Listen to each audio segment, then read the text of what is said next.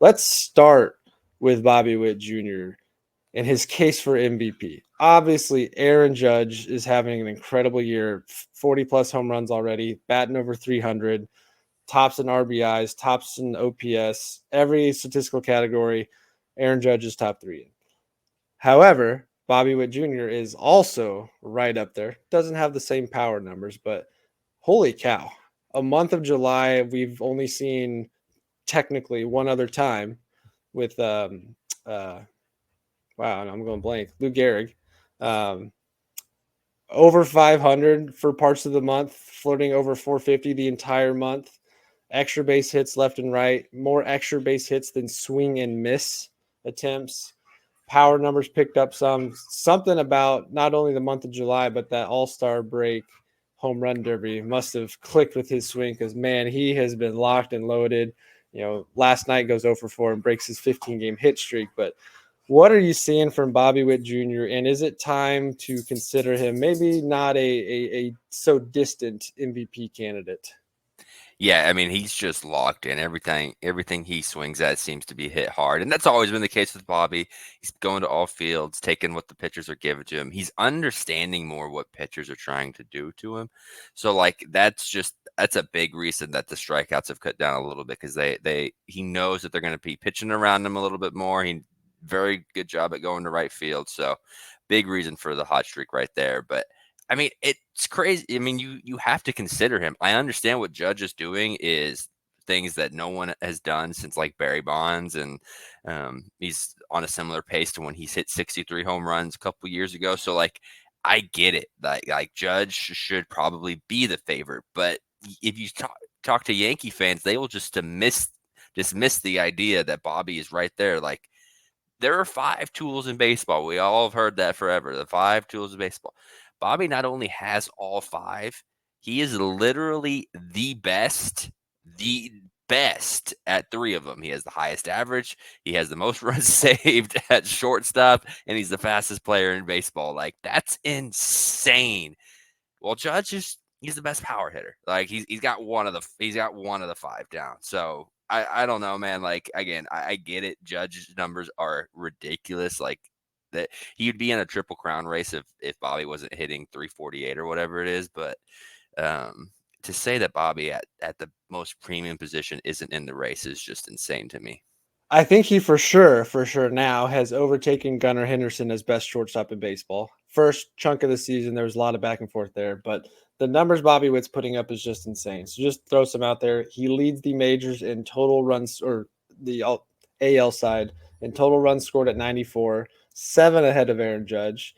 He leads in hits, and it's not even close. He's got almost 20 hits more than the next person. Aaron Judge, those also top 5, so they're still both in the top 5 there.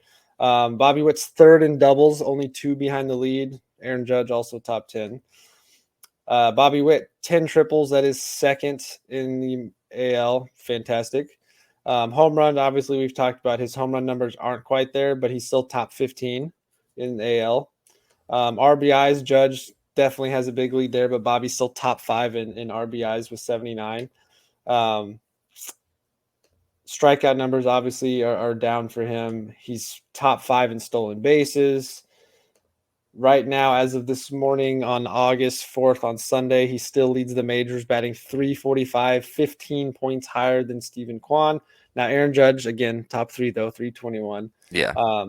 OBP close to 400, slugging close to 600, OPS almost 1,000. I mean, he's putting up insane numbers. It's a shame, though, that he's doing it when Aaron Judge is doing something similar. But the MVP race is definitely heating up. I mean, I was just pulling it up here momentarily. About 2.5 weeks ago, Judge was a very, very heavy favorite, and he still is the betting favorite, but those odds have started to come down. I think at one point, Judge was like minus 1,400, and Bobby was like plus 1,200, and I think since then, Bobby's flirting with, where is 600, it? Right?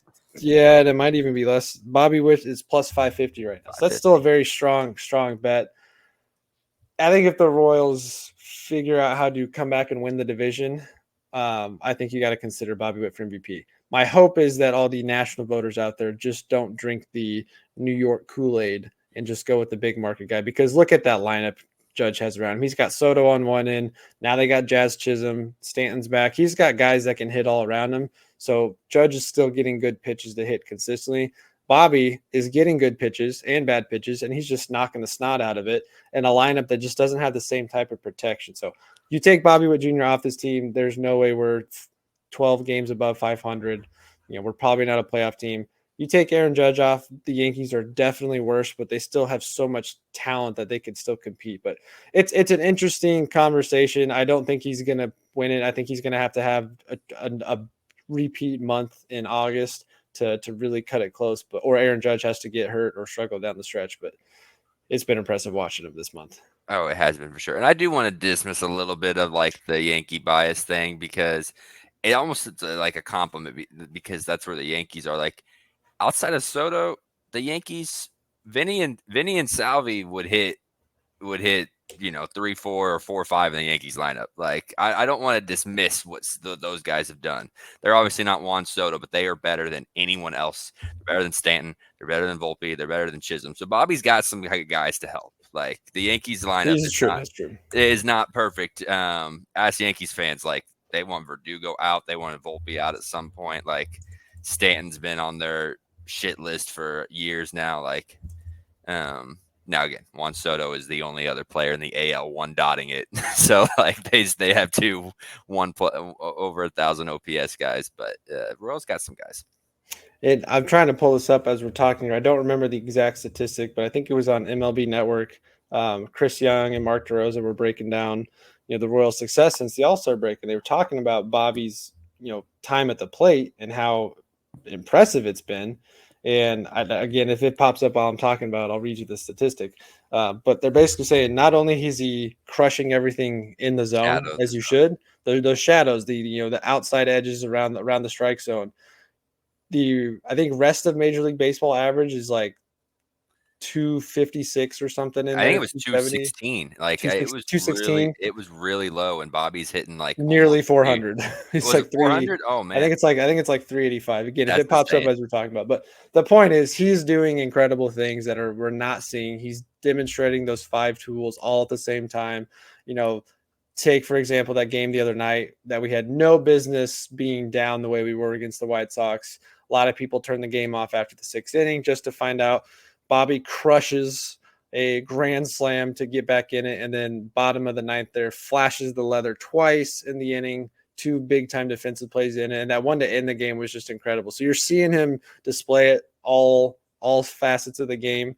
And I got to think he's going to get more votes than most people might think because he's just so much fun to watch. Now, again, Judge is very impressive because not only is he doing those numbers, he's doing it playing pretty good center field. But I will say this, Judge is nowhere near the ranks as a center fielder defensively at his position as Bobby is at his position. Yeah. So I think that should give him some edge there. But yeah, Bobby Witt Jr. is off to an incredible season, hopefully the first of many, many, many more to come. Should be an MVP candidate year in and year out. Hopefully he can continue that here in August as the Royals continue to knock out some guys in the division. Division race is getting tighter. 3.5, 4 weeks ago, the conversation was, the division's not really within reach. Now you're just a couple games back.